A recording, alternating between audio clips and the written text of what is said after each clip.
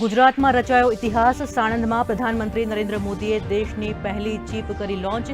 પ્રધાનમંત્રીએ India is ready અને India ડિલિવર્સનો મજબૂત સંદેશ આપતા કહ્યું, આ દશક ભારતના ટેક ભવિષ્યનો બનશે ટર્નિંગ પોઈન્ટ.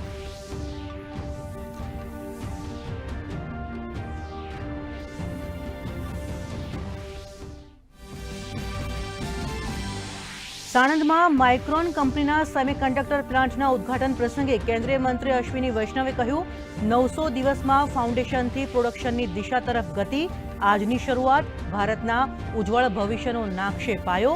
મુખ્યમંત્રી ભૂપેન્દ્ર પટેલે જણાવ્યું, સાણંદ બનશે વિશ્વનું સેમિકન્ડક્ટર હબ.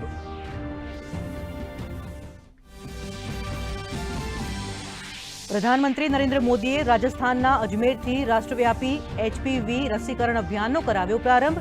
પ્રતિવર્ષ 1.5 કરોડ દીકરીઓને વિનામૂલ્યે કરાશે રસીકરણ. મુખ્યમંત્રી ભૂપેન્દ્ર પટેલે અમદાવાદની GMERS મેડિકલ કોલેજ ખાતેથી રાજ્યવ્યાપી રસીકરણ અભિયાનનો કરાવ્યો પ્રારંભ.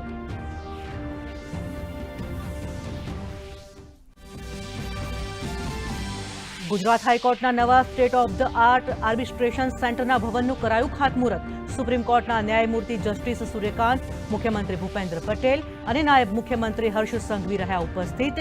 સંસ્થાકીય આર્બિટ્રેશનના પડકારો ઉપર કોન્ફરન્સનો કરાયો પ્રારંભ.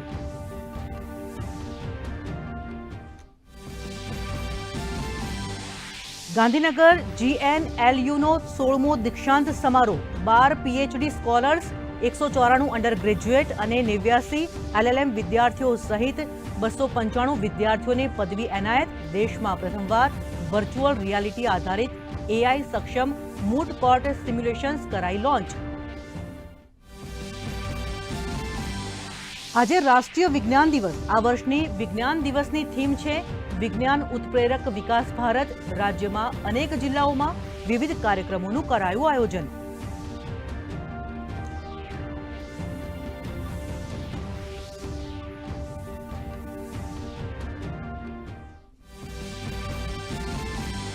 આંધ્રપ્રદેશમાં કાકીનાડા ફટાકડાની ફેક્ટરીમાં મોટો વિસ્ફોટ. 20ના મૃત્યુ, 6ની સ્થિતિ ગંભીર. પ્રધાનમંત્રી નરેન્દ્ર મોદીએ સોશિયલ મીડિયા પ્લેટફોર્મ એક્સ ઉપર વ્યક્ત કર્યું દુઃખ. મૃતકના પરિજનોને 2-2 લાખ તો ઘાયલોને 50-50 હજાર રૂપિયા. પ્રધાનમંત્રી રાહત કોષમાંથી સહાયની જાહેરાત. ઈરાન ઉપર અમેરિકા અને ઇઝરાયેલના હુમલા. ઈરાને પણ મિસાઇલ અને ડ્રોન હુમલાથી કર્યો પલટવાર. અમેરિકી રાષ્ટ્રપતિનું ઈરાનને અલ્ટિમેશન. ઇઝરાયેલી પીએમએ કહ્યું, ખામેનાઈના શાસનનો અંત લાવવો એ અમારું લક્ષ્ય.